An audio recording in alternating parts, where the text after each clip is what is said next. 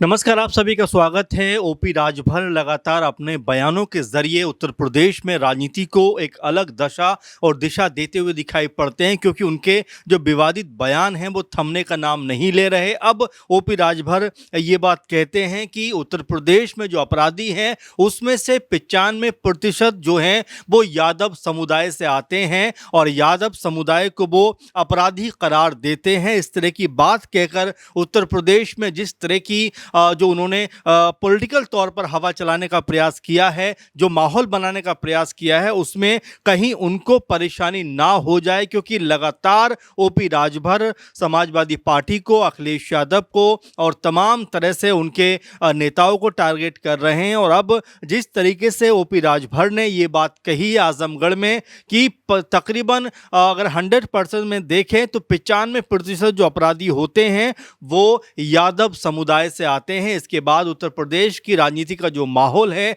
वो काफ़ी ज़्यादा गर्म होता हुआ दिखाई पड़ता है। इससे पहले हमने देखा कई दफ़ा ओपी राजभर समाजवादी पार्टी के ऊपर, अखिलेश यादव के ऊपर निशाना साधते रहे हैं, उनके खिलाफ अनाप शनाप बयानबाजी करते रहे हैं। लेकिन जिस तरीके से अब उन्होंने हदों को पार करते हुए एक समुदाय विशेष को अपराधी करार देने का जो बयान दिया है, उसमें कहीं ना कहीं अब वो फंसते हुए दिखाई पड़ सकते हैं, क्योंकि सपा अब इसको हल्के में नहीं लेगी। हो सकता है इसके ऊपर बड़ा पलटवार होता हुआ दिखाई पड़े। और जिस तरह यादव समुदाय को टारगेट किया गया है, तो ऐसे में हो सकता है कि यादव समुदाय की तरफ से भी जो लोग हैं वो यहाँ पर ओपी राजभर के खिलाफ मोर्चा खोलते हुए दिखाई पड़े। चूंकि इस तरह का बयान देने का कोई औचित्य नहीं है। राजनीति की आपको बात करनी चाहिए। आप सरकार के अंदर शामिल हैं, मंत्री भी हैं। आप ये बताइए कि इन 4-5 साल में आपने क्या कुछ किया, किस तरह से कार्य किए, किस तरह विकास किए, राजभर समुदाय के लिए आपने क्या कुछ किया। इसकी बजाय वो सिर्फ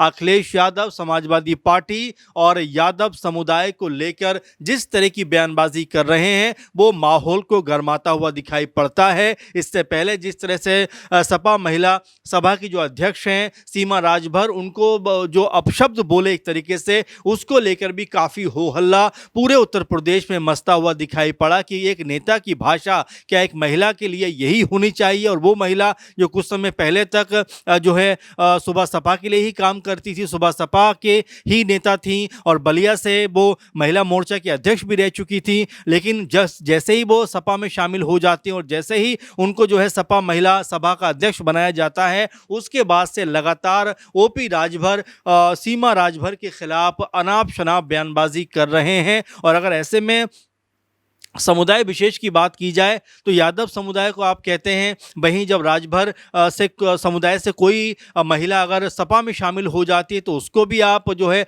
अपशब्द बोलते हुए दिखाई पड़ते हैं, किन्नर जैसे शब्दों का इस्तेमाल करते हुए नजर आते हैं। तो ये अपने आप में बहुत ज़्यादा इस समय विवादित कह सकते हैं बयान कहा जा सकता है, जिसको लेकर ओपी राजभर लगातार सपा के खिलाफ इस तरह से मोर्चा खोल रहे हैं। अब बड़ी बात क्या हो जाती है कि देखिए ओपी राजभर को भी पता है कि उनका जो टारगेट वोटर्स है, जो उनके मतदाता हैं, वो कहां पर हैं। क्योंकि अगर हम पूरे उत्तर प्रदेश में देखें तो तकरीबन 12-13% के आसपास जो राजभर समुदाय के लोग हैं वो दिखाई पड़ते हैं। और पूर्वांचल की राजनीति में ये आंकड़ा जो है 20 से 22% तक कई सीटों के ऊपर बढ़ता हुआ दिखाई पड़ता है। अगर हम देखें पूरे माहौल को तो पता चलता है कि करीबन 2 दर्जन लोकसभा सीटें ऐसी हैं जहां पर 50,000 से लेकर 1 लाख, 1.5 लाख, 2 लाख या 2.5 लाख तक राजभर वोटर दिखाई पड़ते हैं, जिससे राजभर समुदाय को साधने का प्रयास ओपी राजभर यहाँ पर इस तरह से करने का प्रयास कर रहे हैं कि जो भी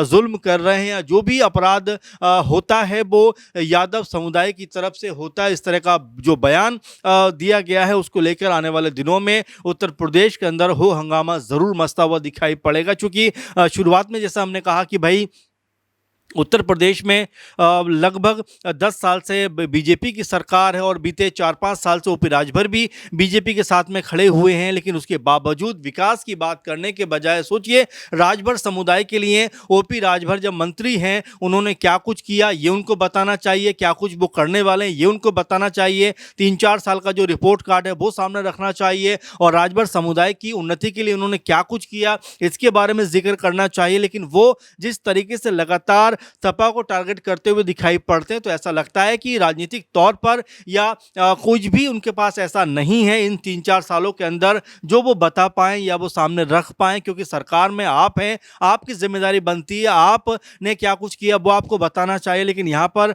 उनकी बात सिर्फ सपा, अखिलेश यादव और यादव समुदाय के आसपास जाकर अटक जाती है। उनको पता है कि अगर राजभर समुदाय को खुश करना है तो चलिए इसी तरह की बात की जाए, लेकिन राजभर समुदाय उस बात से ज़्यादा खुश होता जब उनको आपने कोई तरक्की के साधन दिए होते, उनका जीवन यापन बेहतर करने की दिशा में कदम उठाए होते। लेकिन उन सब के बावजूद ओपी राजभर सिर्फ जो है अखिलेश यादव के ऊपर निशाना साध रहे हैं। कुछ दिनों पहले उन्होंने कहा कि जो अखिलेश यादव पीडीए का नारा देते हैं, ये नारा सिर्फ डिंपल अखिलेश का नारा है, इनका पिछले समुदाय से कोई ताल्लुक नहीं है। उसके अलावा वो कहते हुए दिखाई पड़े कि अखिलेश यादव को ज़मीन पे उतरकर राजनीति करना नहीं आता है, बेहतर होगा वो अमेरिका चले जाएं, एसी में रहें, क्योंकि 45 डिग्री टेम्परेचर में बाहर निकलकर राजनीति करना आसान नहीं है। तो कुल मिला जुलाकर ओपी राजभर की जो राजनीति टिकी हुई है वो सिर्फ बयानबाजी तक टिकी हुई है, बल्कि उनको शायद इस बात की तरफ ज़्यादा फोकस करना चाहिए कि भाई अगर राज्य में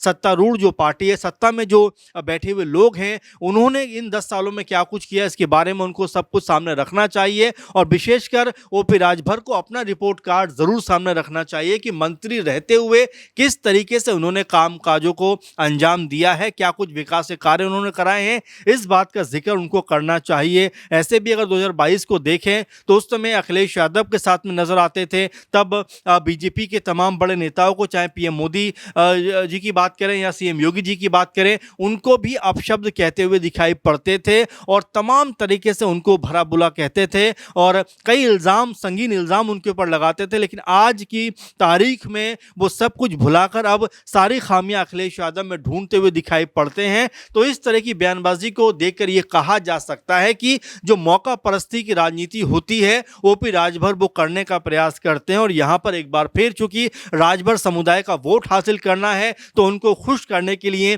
जो है इस तरह का बयान आप दे दीजिए कि यादव समुदाय जो होता है पूरा अपराधी होता है, 95% जो होते हैं यादव समुदाय से लोग वो अपराधी होते हैं, और इस तरह की बात कर कर आप जो है वोट लेने का प्रयास कर सकते हैं। लेकिन देखिए अब जनता जागरूक है, जनता को पता है कि अगर आप राजनीति में है तो सिर्फ भाषणबाजी से या बयानबाजी से काम नहीं चलेगा, बल्कि जो कुछ आपने किया है या आप करने वाले हैं उनको आपको बताना पड़ेगा, क्योंकि जनता के हाथ में सत्ता की चाबी है। जनता ने अगर आपको सत्ता तक पहुंचाया है तो वही जनता आपको सत्ता से उखाड़ भी फेंक सकती है। इसीलिए ओपी राजभर जैसे नेताओं को जो सत्ता में आते ही यहाँ वहाँ की बात करने लगते हैं, लेकिन जब उनसे रिपोर्ट कार्ड के बारे में पूछा जाता है तो कहते हैं कि अखिलेश यादव ऐसे हैं, समाजवादी पार्टी वैसी है और यादव समुदाय के लोग भी इस तरह के हैं। यानी कि अपनी बात को रखने के बजाय वो दूसरे लोगों की बात यहाँ पर करते हुए दिखाई पड़ते हैं, अपना रिपोर्ट कार्ड रखने के बजाय वो उससे बचने की कोशिश करते हुए दिखाई पड़ते हैं। तो फिलहाल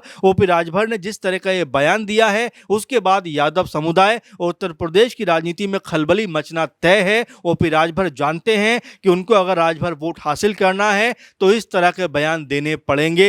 लेकिन क्या उनके बयान अब मतदाताओं के ऊपर असर करेंगे, क्या वोटर्स को लुभा पाएंगे, या कहीं ऐसा ना हो कि इस तरह की बयानबाजी के चलते ओपी राजभर खुद अपने जाल में फंसते हुए दिखाई पड़े। कई तरह की चीजें इस समय देखने को मिल रही हैं, क्योंकि राजनीति जो है अब पल पल उत्तर प्रदेश की बदलती हुई दिखाई पड़ती है। खुद ओपी राजभर के विधायक अब्बास अंसारी सपा में जाने की तैयारी में है, तो अपना घर पहले बचाएं ओपी राजभर, उसके बाद दूसरे लोगों को देखते हुए दिखाई पड़े। तो फिलहाल ओपी राजभर के इस बयान को लेकर आप क्या सोचते हैं, आपका क्या मानना है कि क्या नेताओं को इस तरह की बदजुबानी ही करनी चाहिए या अपना काम और अपना जो रिपोर्ट कार्ड है वो जनता के सामने रखना चाहिए? अपना कमेंट आप जरूर दीजिए, हमारे साथ जुड़े रहिए। फिलहाल के प्रोग्राम में इतना ही, आप लगातार बने रहें। नमस्कार।